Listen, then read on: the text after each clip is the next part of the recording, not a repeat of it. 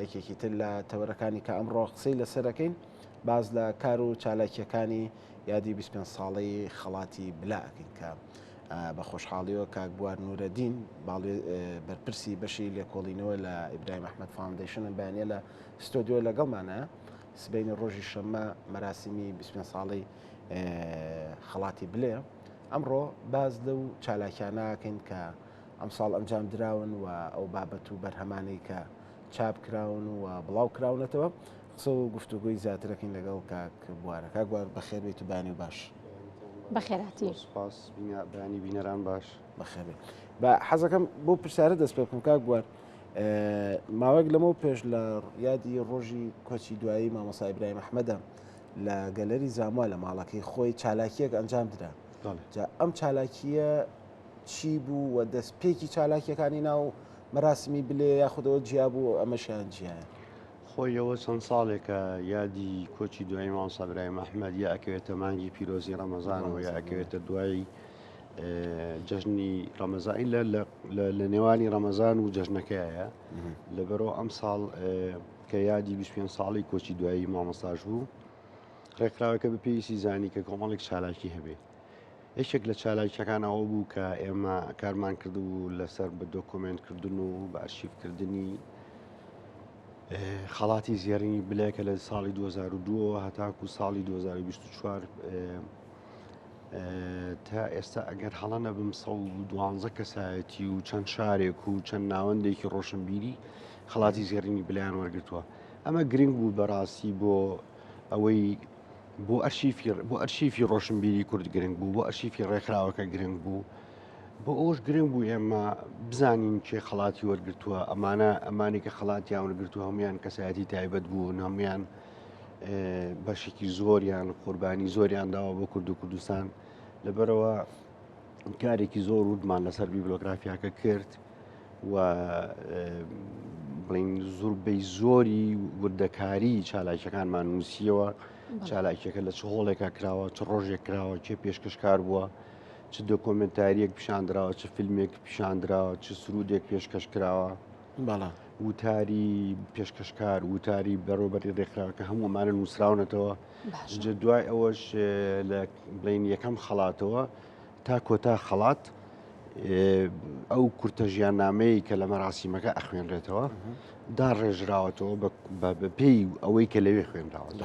بەڵێ کاک بوار ئەمانی کە ئێستا ئاماژت پیا و باست کرد ساڵانی ڕابردووشکە کراوە ئەمانە کراوە یاخود ورتر بڵین جیاوازی ئەم ساڵ چۆن بوو لەگەڵ ساڵی ڕابردوودا؟ جیاوازیەکە ئەم یەکێکیان ئەم بیبلۆگرافیا و چەند کتێبێکی تریشمان ئامادە کردووە کە ئێستا باسییانەکەین چونکە یادی 25 ساڵەی یوبیلی زیوینی مامۆستا ئیبراهیم ئەحمەد بوو ڕێکخراوەکە بە باشی زانی کە بە کۆمەڵێک چالاکی ئەم یادە بکاتەوە. ئەوەش نەبوو یعنی بڕیارەکەوا بوو کە هەمووی لە یەک ڕۆژانە بێت لە چەند شوێنێک و لە چەند ڕۆژێکی دیاری کراوە بکرێت ئیشەکان چالاکیەکان. ئەم کتێبە کە ئێستا بەدەست من کاک بوار بیۆگرافیای خەڵاتی زێڕینی بلار چەند تۆزێکیشە لێ باس کرد بەڵام پێم خۆشە تۆزێک ورتر بینەوە لەبەرەوەی کە ئێستا هەر کەسێکم کتێبە بەدەستەوە بگرێ زانێت کە چەند کەس خەڵاتی وەرگرتووە، چەند کەس شایستە بووەوە، چەند کەس تا ئێستا بیۆگرافیاکەی هەبووە. بیرۆکەی ئەم کتێبە لە چیەوە هاتووە؟ یعنی ئێستا هەر لە سەرەتای بە کتێبەکە شاباز لەواکەی کە مامۆستا ئیبراهیم ئەحمەد خۆی یەکێک بۆ لەوانەی کە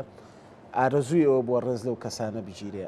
ئەم فکرێ لە چیەوە هات فکری ئەم بیۆگرافیایە؟ ئەمەش ئەوەی کە ڕێکخراوەکە بۆ ینی بۆ ئەوەی کە ئەرشیفی خۆی بپارێزیە، بۆ ئەوەی کە بنچینەیەکی زانستی بۆ کار و چالاکیەکانی دابنێتەوە بتوێنێتێ ڕێکخراوی ئیبراهیم ئەحمەد فاوندیشن لە ماوەی 23 ساڵی ڕابردوودا گەورەترین چالاکی کە ئەنجامی داوێ خەڵاتی زێڕینی بلە بووە. لەبەرەوە بە پێویستمان زانی و ئینبڕاستی زۆر پێویست بوو کە ئەم بیبلۆگرافیای ئامادە بکرێت. بێگومان ڕەنگە هەڵە و کەم و کوڕی و وردەکاری تیا بێت چونکەوە زۆربەی زۆری ئەنی تۆ ئەوە نییە وەکو ڕۆژنامە نووسێک بچی چاوپێکوتن لەگەڵ کاندیدەکان کە یا خۆت لە هۆڵەکە بەشداربی توشتەکان بنووسیتەوە. ئێمە لە ڕێگەی ڤیددیۆکانەوە لە ڕێگەی ئەو ئەرشیف وشتانی کە لە بەردەستا بوو ئێمە توانیوانە ئەو چالاکیە بکەین بە تێکس بیکەین بە کتێب بیکەین بە بەڵگێنین یان چەند کتێبتان دەرکردو کاک بوار؟ ئێمە نزیکی هەش کتێبمان ئامادە کرد ئەم ساڵ ئەمەیەکیان بۆ بیبلۆگرافیای خەڵاتی زێڕینی بلە لە ڕۆژی 15 مانگیش هەر 15 چوار لە هۆڵی دکتۆر عیزەدین مصفا ڕەسوڵ لە گران میلینیۆم چالاکێکی ترمان ئەنجامدا دوو کتێبمان بڵاو کردەوە. کتێبێکیان کە خۆم ئامادەم کردووە ئیبراهیم ئەحمەد لە چەند نووسراودانێکی دادگادا کە ئەمە تا ئێستا بەڕاستی نەک بۆ ئیبراهیم ئەحمەد بۆ کەم کرد یان ڕەنگە نەکراوێ بەڕاستی یعنی منوانی وڵی سەوتە زۆر کەس بووی تێنەگەشتم بۆ چی ئیبراهیم ئەحمەد لە چەند نووسراودانێکی دادگادا نووسراودان وەکو دۆسیە بەهاریسراودان دۆسیە باش ئەو دۆسیانە چین ینی کە ئەمە 5 دۆسیە دوانیان خۆی دادگایی کراوە باشە سیانیشان پارێزەرە دادگایکردنەکانی خۆی یەکێکیان لە ساڵی 1930 کاتی کتێبی کورد و عەرەب بنووسێت بە ناوی خۆشی و بڵاوی ناکاتەوە بە ناوی کۆمەڵێکی لای کورد بڵاوێتەوە کتێبەکە ئیتردا بڵێن حکوومەتی عراقی بەرەنگاری ئەم کتێبە ئەبێتەوە و چەند کەسێک دەستگیر دەکەن دادگایەکە لە بەغابێ باڵە لە بەغابێ دوایی مامۆستا ئیبراهیم ئەحمەد لە بیرۆدی چاپێکوتنەکانی باسیەکە لە دوایی بۆم دەرکەوت کە سەفارەتی تورکیە لەسەر داوای سەفارەتی تورکیە من گیراوم دەستگیر کراوم ئیتردا کۆکێکی جوان لە خۆیەکە لە دادگاکەیە و کتێبەکەش بەڕاستی کتێبێکی زۆر گرنگە کە لە 1970 نووسیوێتی 29 لاپەڕەیە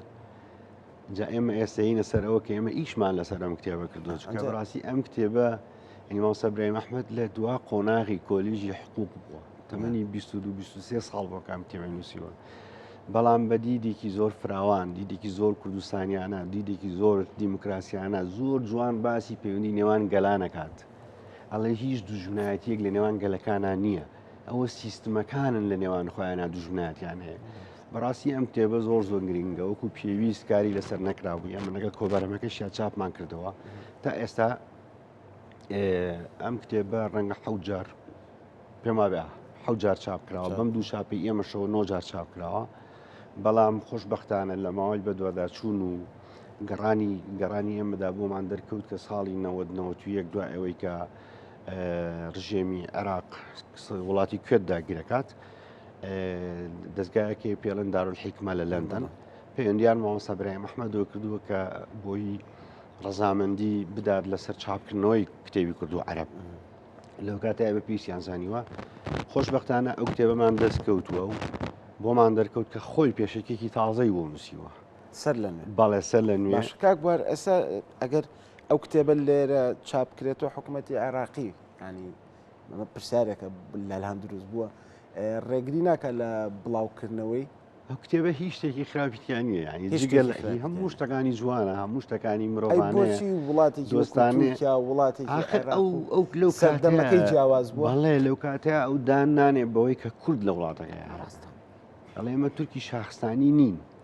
ئەڵێ من نەتەوەیەکی بەڕاستی و کتێبە گرنگ هەموو کوردێک بیخوێنێتەوە ئێستا ئێمە هەر لە درێژەی قسەکانمان ئەم کتێبەمان ئامادە کردووەتەوە جاریشکە بەم پێشکە تازەی خۆیەوە و کورتەیەکیشمان لەبارەی ژیانی مامۆستا ئیبراهیم ئەحمەد نووسی وە زمانی عەرەبی لە پاشکۆکەیان دامانناوە چکە بەڕاستی مامۆستا ئیبراهیم ئەحمەد وەکو پێویست نەناسێنراوە ینی خوێنەرێکی عەرەب کەم کتێبی دەزەکەوێت نازانم ئیبراهیم ئەحمەد یەی لەسەرەوە کاک بوار ینی مافی سانەش خەریکە خۆم ناڵم پرسیار بکە گرنگە ئێمە کەسایەتێکی وەکو مامۆستا ئیبراهیم ئەحمەد کە هەمانە ئەم هەموو بەرهەمە ئەم هەموو شاکارە ئەم هەموو نووسینە لە هەموو بوارە جیاواز ینی ئەو سرود و شعری کە ئەو هەیەی کە بووە بە سمبوڵ و بووە بە پیرۆزی بۆ هەموو گەلی کرد بۆ هەر چوار پارچەی کوردستان هەوڵتان نیاوەیتر لەمە بە دووە ئەم بابەتانەی کە هەن زیاتر بیان خەنە سەر زمانە عەرەبیەکان زمانی تورکی بێ فارسی بێ بۆی نەتەوەکانی تر بزانن کە کورد ئەم کەسە گەورانەی تایە هەزین چۆنا کاکی ژیان قسەکە زۆر تاوا پرسیارەکەت بەڵێ هەوڵماندا و هەوڵی ژەدەین بەڵام ئەمە لە سەرەتایە ئێمە ئەبێ لە کوردیەکانە ئیشی تیا بکەین وایە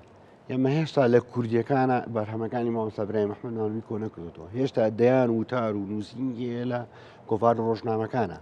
کە ئێمە ساخمان کردوێتەوە یا خۆ خەڵکی تر ساخی کردوێتەوە کە ئەمانە نووسینی ئەون ئەبێ ئەوانەش بکەین قۆناغ بە قۆناغ ینی پێتان وایە هێشتا لە ناو خۆمانە بەتەواوەتی نەماناسیوە بۆیە بەڵێ چۆکە و کتێبی کورد و عەرەب کە باسمان کرد تا ئێستا ئەم کتێبی کورد و عەرەبە وەکو پێویست ئیشی لەسەر نەکراوە ینی کەوتۆتە ژێر تۆز و خۆڵەوە بەڕاستی ئێمە جارێکە کناڵم کتێبی کورد و عەربمانێ ناوەوە جاویستم باسیەوە بکەم وەرمانگەڕاوە بەسەر زمانی فارسی وەرمانگەڕاوە بەسەر ینی خۆمان نایە خەڵکمان ڕاستپاردووە بە ڕاستپاردەی خۆمان و سپۆنسەری خۆمان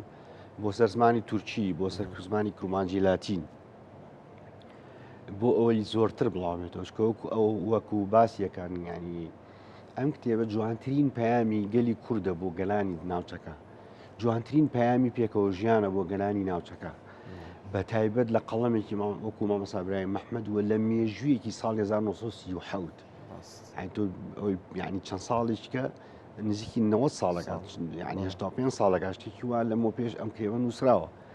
لەبەرەوە بە پێویستمانزانی کە ئەم کتێبە ئیشی لەسەر بکەین و زیاتریش ئیشی لەسەرەکەین بەڕاستی بەڵامی تر هەنگاو بە هەنگاو ئەچینە پێشەوە بەچە پلانتانەیە کاک بووە لە داهاتوودا ئەم مەڕاستی مەش فراوانتر بکەن و گەورەتر بکەن چکە پێم وابێ ئەم ساڵ زیاتری خیان لە چاو ساڵەکانی ڕابردوودا ئەمە بۆچی گەڕایەوە کە ئەم ساڵ هێندەی خیان لە چاو ساڵانی ڕابردوو خۆی چەند ساڵێکە مەراسیمەکە لە ڕووی ئایدیا و لە ڕووی ئایدیا و لە ڕووی دیاریکردنی کاندیدەکان و ئانە جیاوازی و لە ڕووی ڕێخستنی چالاکیەکە ینی جیاوازی جیاوازە بەڕاستی پێشکەوتوترە باشترە ئەمە بۆ خۆی سروشتی ژیانە ینی تۆ بتێنێتێ تەکنیکی ئەمڕۆ ئێمە کە لەم ستۆدیۆیە قساکەین ساڵێکیکە تەکنیکەکەی پێشکەوتوترە لەبەرەوە ئێمەژە بێ هەنگاو بە هەنگاو بڕێنە پێشەوە ینی زۆر کلاسیکانە ئیشەکان نەکەین ینی هەڵبین جوانترین تەکنیک و باشترین تەکنیک بەکاربێنین بۆ پێشکەشکردنی لە ساڵێکە ئێمە یەک جاری وایە 2 ساڵ جارێک ئێمە مەراسیمەکە ئەەکەین بۆ مەراسیمە خەرجی و تێشوێکی زۆری هەیە ماندووبوونێکی زۆری بەدواوێ لەبەرەوە چەند بە باشتر پێشکەش بکرێت و بەڕێک و پێکتر ئامادەکاری بۆ بکرێ ئەنجامی باشتریە بێت بێگومان کاک بووە ئەم کتێبیان پوختەی ژیاننامەی مامۆستا ئیبراهیم ئەحمەد لێرەیە ئەم مام جەلال تاڵەبانیە نووسراوە ئەمە مەبەست لە چییە ینی ئەمە نووسەرەکەی ئەوە مام جەلال بەڵێ ئەمە کێکە لەو کتێبانی کە ویستم باسی کەم لە ڕۆژی 15 مان کە بڵاومان کردەوە بە ئەم دوو کتێبە کتێبی نووسراودانی دادگاکە بە هاوبەشی لەگەڵ دادگای سلێمانی مەراسیمەکەمان کرد و ئەمەشیان بە هاوکاری زانکۆی سلێمانی ینی هەمومان بەیەکەوە کرد ئەمەش کۆمەڵێک کۆکردنەوەی کۆمەڵێک نووسینی ڕەحمەتی سەرۆک مام جەلالە کە کۆمان کردوتەوە و هەمووی لەبارەی مامۆستا ئیبراهیم ئەحمەد و کەسایەتی مامۆستا ئیبراهیم ئەحمەد و ڕۆڵ و پێگەی مامۆستا ئیبراهیم ئەحمەد لە وردەکاریەکانی مێژووی ڕابردووی گەلەکەمان توانین بڵێن سەرۆک مام جەلال معجیبێکی گەورەی مامۆستا ئیبراهیم ئەحمەد بوو بێ من لە بەرنامەیەکی تری شاوتومە من پێم وایە بلیمەترین قوتابی مامۆستا ئیبراهیم ئەحمەد سەرۆک مام جەلال سامە نووسینێکی دەسوخەتی خۆیەتی جەنابی مام جەلال وایە کە باز لەو ڕۆژاکە کە مامۆستا ئیبراهیم ئەحمەد کۆچی دوایەکە ئەو کاتە بابەتەکانی نووسی و دوای کۆچی دوایی مامۆستا ئیبراهیم ئەحمەد تاوان بتێونێتێ سەرۆک مام جەلال بەهۆی ئەوی بارودۆخی سیاسی و کۆمەڵایەتی و ئابووری ئەم وڵاتە هەرگیز لە دۆخێکی جێگیران نەبووە ژیان دەرفەتی ئەوەی نەداوە ئاور لە مامۆستا ئیبراهیم ئەحمەدەوە بەس کە کاتێک کۆچی دوایی کردووە دیارە وەکو وەفایەک بۆ ئەوەی کە مامۆستا ئیبراهیم ئەحمەد ڕابەری بووە مامۆستای بووە کۆمەڵێک بیرەوەری و کۆمەڵێک زانیاری گرنگی پێشکەش کردووە کە ئێمە بە ئەپدەیتکردنی ئەمانە کتێبەکەمان ئامادە کردو بۆ نمونە لە پەرەگرافێکە ناوی دە کەسایەتی ئەهێنێ ئێمە هەرێکێک لەم کەسایەتیانمان ساخ کردوەوە ئەمانە چیان ناوی سیانەکەیان ساڵی چەند لەدایک بووە لەکوێ لەدایک بووە لە چ ڕۆژێک کۆچی دوایی کردووە لە چۆ مردووە وەک یان دوو کەلیمە سێ کەلیمەش ئەمە کەسێکی سیاسیە کەسێکی ڕۆشنبیرەیە کەسێکی ینی پێناسەیەکی کوردی کەسایەتێکە کە ئەمە کاتی خۆی کە مام جەلال ئەمانی بڵاو کردوتەوە بە ڕەحمەت بێ فیا ئەوە نەکەوتووە ئەم وردەکاریانە بۆ نووسینەکەی بکات کاک بوار نووسینەکانی جەنابی مام جەلال سەرۆک مام جەلال لە چ کاتێک بووە کاتێکا بووە کە ئەم بابەتانی لەسەر مامۆستا ئیبراهیم ئەحمەد ئەو کاتە بووە کە لە دوای کۆچی دواییەکەی ساڵی 2000 بالضبط لە دوای کۆچی مامۆستا ئیبراهیم ئەحمەدەوە دەسی بە نووسینەکانی بەڵێ لە دوای کۆچی دوایەکەی چەند زنجیرەیەک گوتاری نووسیوە هەندێکیان لە ڕۆژنامەی کوردستانی نوێ بڵاوبوونەوە، هەندێکیان لە نامیلکەیەکا بڵاوبوونەوە. ئێمە بەدووادا چوونمان کردووە. ئێستاش ڕەنگەشتی تر هەبێت، یعنی ئێمە هێشتا دەستمان نەکەوت بچکە ئەم جۆرە ئیشانە بەڕاستی کۆتایی نییە. تۆ هەر دەست پێەکەیت و کۆمەڵێشت دەستەکەوێت، هێشتا کۆمەڵشتی تر ماوە دەست نەکەوتووە نەتزانیوە. ڕاستە. جاکا گۆربابینەوە سەر مەراسیمەکە باز لە خەڵاتەکان بکەین. ناپرسم کە خەڵاتەکان بە دیاریکراوی دراون بەکێ، بەڵام دەبێ بپرسم ئایا ئەوان ئەو خەڵەتانی کە دابشکران تەنها لە ناو هەرێمی کوردستان بوون یاخود دەرەوەی وڵاتیشی تیا بوو، و ئایا تەنها بۆ ئەوانە بوو کە لە ژیان داماون یاخود بۆ ئەوانەی کە شوێندەستیان هەیە لە مێژووە خەباتیان کردو بۆ کورد، ئەوانە بەڵام لە ژیاندا نەماون خەڵاتەکان بۆ ئەوانیش بووە؟ لە بەرنامەی تریشا باسم کرد تاکو ساڵی 2017 ئەوانەیە لەما بێ جگەر لە دکتۆر شاکر خەسپاک کە لە دەرەوەی بڵێن هەرێمی کوردستانە کەسی تر خەڵاتی زێڕینی بلێ وەرنەگرت. بەڵام لە دوای 2019 ئەوانەوە دیدگای ینی تێڕوانین و بیرکردنەوەی دەستە و لیژنەی ئامادەکاری خەڵاتی زێڕینی بلە فراوانتر بووە بۆ دەرەوەی کوردستان، تەنانەت بۆ غەیرە کوردەکان. مەسەلەن بۆ نمونە دکتۆر مایکل هەیە لە خەستەخانەی شۆڕش، ئەوەی کە زۆر خۆبەخشانە تۆ قزمەتی قزمەتی باڵێ قزمەتی نەخۆشانی شێرپەنجە ئەکا یان فێردیناند ئەوەی کە وێنێکی ڕەحمەتی مام جەلالی گرتووە. تەنانەت شارەکان شاری شنگال خەڵاتی وەرگرتووە، شاری هەڵەبجە خەڵاتی وەرگرتووە. کەواتە کاک بوار دەتوانین بڵین لە ڕووی نێودەوڵەتیەوە کاریگەری دروست کردووە ئەم مەراسیمە؟ هۆی هەموو کار و چالاکیەیەک جێ خۆیان گرێ. بێگومان تۆ ئانکلۆد خەڵاتی وەرگرتووە لە بریتانیا، لە تورکیا جەنگی ساندار خەڵاتی وەرگرتووە. ئەمانە بەشی خۆی ڕنگدانەوە و کاریگەری ئەبێت بێگومان. باش بە بینە سەر بابەتێکی تری ژیانی مامۆستا برای محەممەد کاک بووە. ینی ئەمە جگەل لەوە لە نووسەر جگەل لە توانین بڵێن ڕاگەاندکاریش بەڕاستی ڕۆژنامە نووس لە بەرەوەی لەو سەردەمە خاون ئیمتیاز و چەندین ڕۆژنامەواری دەرکردووە. لەگەڵیشە شاعیرێکە کە ئەتوانین بڵین یەکێکە لە شاعیرە هەرە نیشتیمانیەکان نازدار ناسکە جوانەکان بە هەراوان بڵین. لە ڕۆ شعریەکەەوە چیتان کردو هەوڵتان ناوە ئێستا من لە کتێبەکەی ئەوی مام جەلالە هەنێک شعری تایە کە باسی ڕەحمەتی مام جەلال بە نمونە هێناوی باڵ بە نمونە ئاخرتایەتی کە باسیەکاتەوە شیشی کردوێتەوە. ئەمێ بزانم هیچتان کردووە لە بواری شعرەکان بتوانن بەڵێ شعرەکان کۆ بکەنەوە؟ بەڵێ لە کۆبەرهەمەکە یەکەم کتێبی بەناوی یادگار و هیواوە بەڵێ زۆربەی زۆری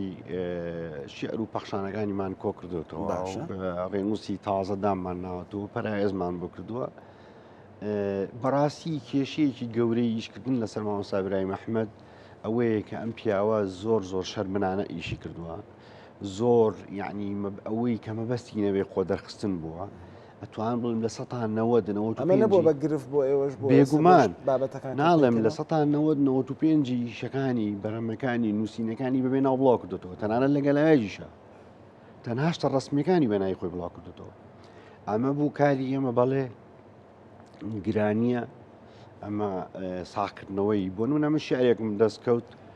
کە لە ساڵی 1970 لێکە لە گۆڤارەکانە بڵاوەتەوە تەنها پیتی بێ وەرانراوە. وەختێک هاتین لێکۆڵینەوەمان لەم شیعرە کرد ومان دەکەوت ئەمە شیعری مامۆستا برای محەممەد مەنای کۆتری واشە لێدراوە. هەر ئوسلوبی نووسین و زمانەوانەکەی ڕستەکانی گوشەکانی تایتڵەکەی بەس بە بداینا بوو ناوی خۆی لە زۆر شوێنە هیچی دانەناوە پیتێکیشی دانەناوە. ئەو من لە کتێبەکانە کە ئامادەم کردو لە سەری باسم کردووەنی لە بێناوشتی زۆر بڵاو کردوێتەوە ئەلف و بای بەکارێناوە بای بەکارێنا ئیتر ئەموا وشە و پیتی بەکارێناوە بەس بۆی نای خۆی نەنووسی. ئەمە گەورەترین کێشەیە بۆ ساکردنە بەرەمەکانی. باش تاسە ئەوتان دەستکەوتووە کاک بوار کە چەند شعری نووسیوە وەکو شعر کە وەڵای ئەم جۆرە ئیشانە ینی کۆتاییان دیاریکراو نییە بەڕاستی ڕەنگە هێشتا شعری تری هەبێ ئەوەی کە تا ئێستا کە بەڵێ ناڵم لە کۆبەرهەمەکەیە بەشێکمان داناوە بە ناوی یادگار و هیوا کە کتێبی یەکەمە زوربەی هەرە زۆری شعرەکانی و پەخشانەکانیشی پەخشان نووسە میکەکە لە هەرە پەخشان موشەکان ینی کە لە سەرەتایە پەخشان دەست پێکات نووسینی پەخشان دەست پێکەوە مامۆستا برای محەممەدە. باش ئێستا باس لە ناوی ئەو کتێبە کرد کتێبی شعرەکە ئێوە هەوڵتان ناوە ئەم تایتڵانە کە هەڵێ بژێرن لە ناوەڕۆکی بابەتەکانی مامۆستا ئیبراهیم و وەری بگرن و بڵای بکەن یا خۆت ئەم ناوانە خۆتان دیاریەکەن ئێستا یادگاری هیوا و شارە بەناوبانگەکەی نام شتانش بڵین بەم بەم شاوەڕە ئەیکەین لەگەڵ بڵین سەرۆکی ڕێکخراوەکەدا دەشاناز و ئەندامانی لیژنەکانمان و تەنانەت خەڵکی پسپۆری دەرەوەی ڕێکخراوەکەش باشە